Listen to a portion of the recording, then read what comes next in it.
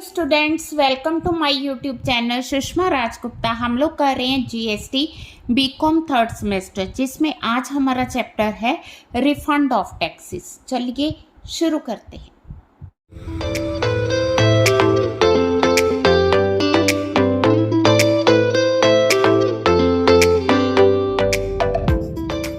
जी, कई बार क्या होता है, जो टैक्स पेयर है वो गवर्नमेंट को टैक्स ज़्यादा पे कर देता है या उस पे इंटरेस्ट ड्यू होता है। तो किसी भी तरह से अगर टैक्स एडमिनिस्ट्रेशन ने टैक्स पेयर को पैसे वापस करने हैं तो उसे कहा जाएगा रिफंड ऑफ टैक्सेस। तो रिफंड ऑफ टैक्सेस के लिए भी गवर्नमेंट ने रूल्स एंड रेगुलेशंस बनाए हैं और इस तरह से बनाए हैं ताकि जो टैक्स पेयर है उनको किसी तरह की प्रॉब्लम ना आए। ठीक है, ज़्यादातर जो रिफंड ऑफ टैक्स है उन गुड्स और सर्विसेज पे होता है जो गुड्स एंड सर्विसेज एक्सपोर्ट की गई हैं, ठीक है, या जिनको एक्सपोर्ट किया गया है उन पे जो इनपुट टैक्स है वो रिफंडेबल होगा। कुछ गुड्स एंड सर्विसेज इस तरह की भी होंगी जिन पे जो रिफंड है ना, जिनका एक्सपोर्ट है और जिन पे इनपुट टैक्स क्रेडिट पूरी तरह से यूटिलाइज नहीं हुआ तो वो फिर रिफंड होगा। पहले हम कुछ पॉइंट्स करेंगे किन केसेस में रिफंड ड्यू होगा। सबसे पहला पॉइंट तो यही आ गया कि बाय चांस गलती से अगर किसी पर्सन ने टैक्स ज़्यादा पे कर दिया तो गवर्नमेंट उसको रिफंड करेगी। सेकंड है कि उन गुड्स एंड सर्विसेज का एक्सपोर्ट हो गया है, एक्सपोर्ट होने पे वो एग्जम्प्ट होंगी, उन पे टैक्स नहीं लगेगा, तो जो टैक्स पेयर है उसको इनपुट टैक्स का क्रेडिट मिलेगा। या कहते हो कि किसी पर्सन की प्रोविजनल असेसमेंट हो रही थी, अब वो फाइनलाइज होगी, पता चला कि उस पर्सन का टैक्स ज़्यादा पे किया हुआ है तो रिफंड होगा। या किसी ने अपील प्री डिपॉजिट करवाई थी, उसका रिफंड होगा। या ड्यूटी पेमेंट ऑफ ड्यूटी की है, टैक्स की है तो रिफंड होगा। या किसी ने यूएन बॉडीज़ या एम्बेसीज में परचेज की है तो उसका रिफंड होगा। या किसी ने इन्वर्टेड ड्यूटी स्ट्रक्चर यूज़ किया है उसका रिफंड होगा। या वॉल्यूम बेस्ड इंसेंटिव उसे दिया जाएगा। या किसी की जजमेंट डिक्री पर उसको रिफंड दिया जाएगा। या इंटरनेशनल टूरिस्ट हैं, उन्होंने गुड्स पे जीएसटी पे किया है तो उनको रिफ़ंड किया जाएगा। या किसी को टैक्स पे करते टाइम पे रिफ़ंड वाउचर दिया गया है तो रिफ़ंड होगा। या CGST SGST का रिफ़ंड होगा। इसके अलावा कुछ केसेस हैं जिनमें हम रिफ़ंड कह सकते हैं कि ड्यू होगा। हाँ जी, वैसे तो ये पॉइंट हम ऊपर कर चुके हैं। पॉइंट वही है कि अगर किसी पर्सन की गुड्स का एक्सपोर्ट किया गया है, क्योंकि एक्सपोर्ट जो होता है उस पर ज़ीरो रेटेड सप्लाई है। ज़ीरो रेटेड सप्लाई का मतलब है कि जो सप्लायर है उसको इनपुट टैक्स क्रेडिट मिलेगा। इनपुट टैक्स क्रेडिट मिलने का मतलब उसने जो इनपुट टैक्स पे किया उसको रिफंड होगा। हाँ जी, सेकंड केस आ गया provisional refund in case of zero rated supplies.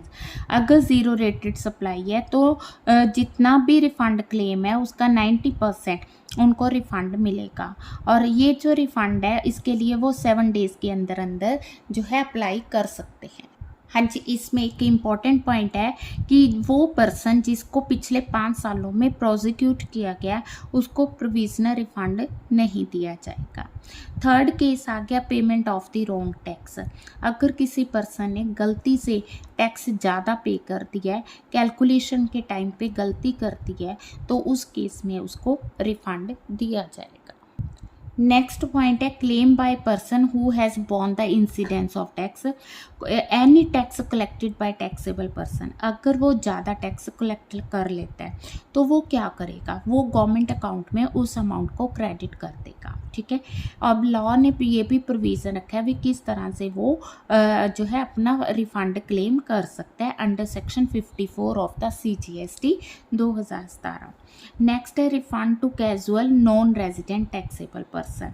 अब अगर कोई कैजुअल है या नॉन रेजिडेंट टैक्सेबल पर्सन है, ठीक है, उसको रजिस्ट्रेशन के टाइम एडवांस पे करना होता है।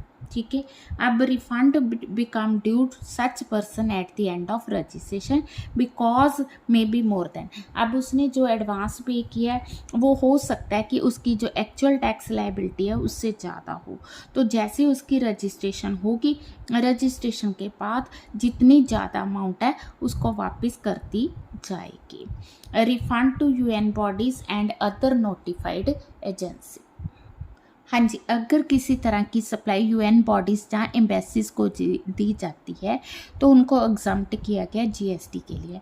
अब सीधा एग्जम्प्ट नहीं किया गया। जो पर्सन इन बॉडीज़ को गुड सप्लाई कर रहे हैं, एक बार वो उनसे टैक्स क्लेम करेंगे और वो गवर्नमेंट के अकाउंट में जमा करवाएंगे, देन ये जो बॉडीज़ हैं ये रिफ़ंड क्लेम करेंगी। बट इन्होंने जो रिफ़ंड क्लेम करना है 6 मंथ्स के अंदर अंदर करना है। हाँ जी, लास्ट इम्पॉर्टेंट पॉइंट है कि इंटरनेशनल टूरिस्ट जब वो इंडिया में गुड्स परचेज करते हैं तो उनको जीएसटी पे करना पड़ता है। पर अगर वो टूरिस्ट हैं then they can claim refund. जो उन्होंने टैक्स पे किया है वो उसका रिफंड भी क्लेम कर सकते हैं।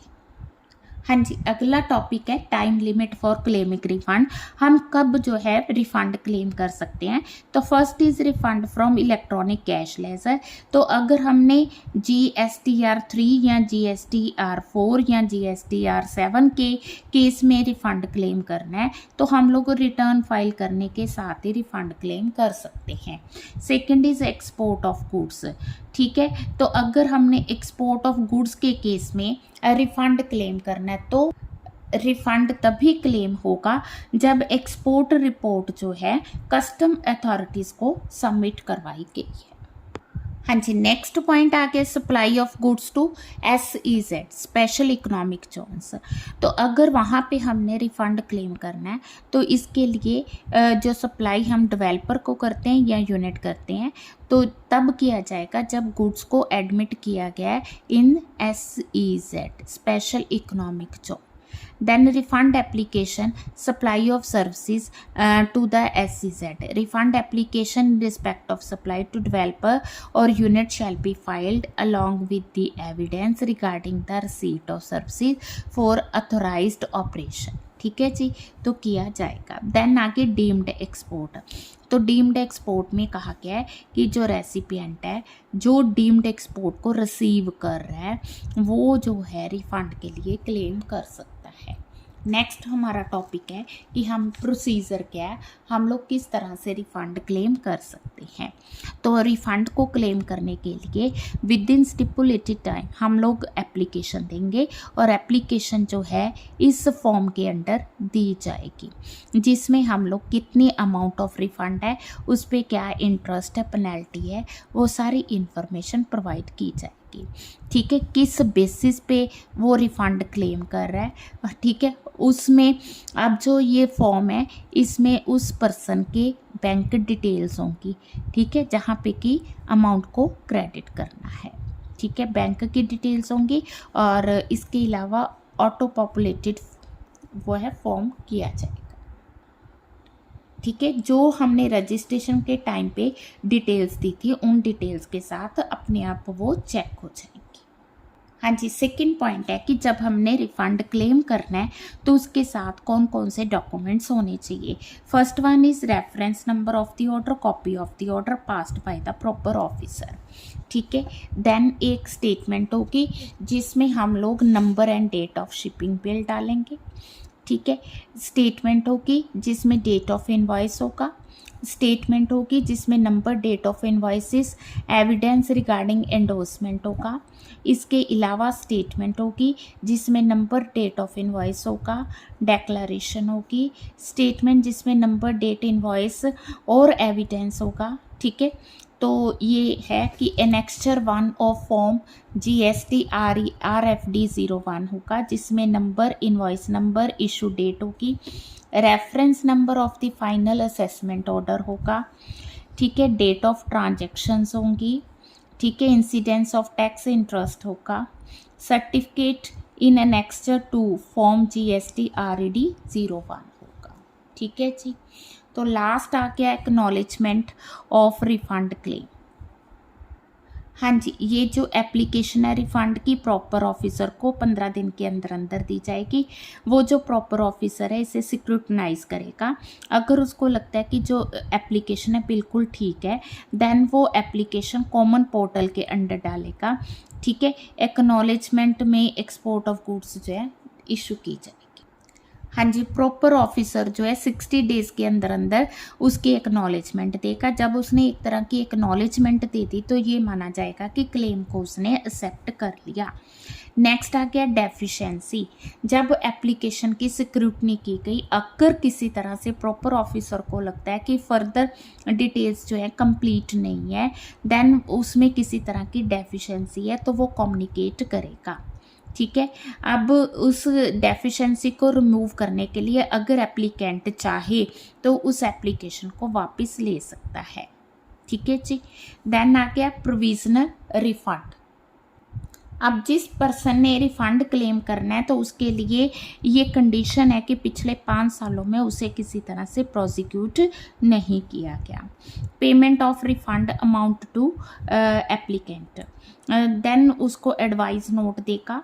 ठीक है, और जो अमाउंट है इलेक्ट्रॉनिकली उसके अकाउंट में क्रेडिट कर दी जाएगी। Sanction of refund claim, the where the amount is completely adjusted against outstanding demand GST act under earlier, then proper officer जो है ऑर्डर पास करेगा। द डिटेल्स नंबर डेट, ठीक है, कब रिफंड जो है एडजस्ट होगा, कब रिफंड ड्यू किया जाएगा। क्लियर है। विद होल्ड ऑफ रिफंड, अब पॉइंट ये आ गया कि रिफंड को विद होल्ड भी किया जा सकता है। ठीक है, कब किया जा सकता है? अगर उसको लगता है कि उसने रिटर्न प्रॉपर फाइल नहीं की है। ठीक है, अगर रिफंड 1000 रुपीज़ से कम का है तो रिफंड नहीं दिया जाएगा। ठीक है, अगर प्रॉपर ऑफिसर को लगता है एप्लीकेशन जो है वो प्रॉपर नहीं है तो वो उसको रिजेक्ट भी कर सकता है। हाँ जी, नेक्स्ट है refund of ITC input tax credit. अगर जो एप्लीकेशन है that is related to refund of input tax credit, तो जो इलेक्ट्रॉनिक क्रेडिट लेजर है उसको उतनी अमाउंट से डेबिट कर दिया जाएगा। ठीक है जी। तो नेक्स्ट हमारा पॉइंट है इंटरेस्ट ऑन डिलेड रिफंड। अब जो रिफ़ंड हमने टैक्स पेयर को करना है उसके लिए एक टाइम फिक्स किया गया है 60 डेज़। अगर 60 डेज़ के अंदर वो रिफ़ंड नहीं होता देन उस पर 6% इंटरेस्ट जो है वो पेबल होगा। हाँ जी, ये जो चैप्टर है बहुत ही इंपॉर्टेंट है, तो इसमें short answer type, long answer type दोनों तरह के क्वेश्चन आने के चांसेस है। बड़े अच्छे से तैयारी करनी है। वीडियो अच्छी लगी वीडियो को लाइक करें, चैनल को अभी तक नहीं सब्सक्राइब किया तो ज़रूर सब्सक्राइब करें और ज़्यादा से ज़्यादा शेयर करें। Thank you.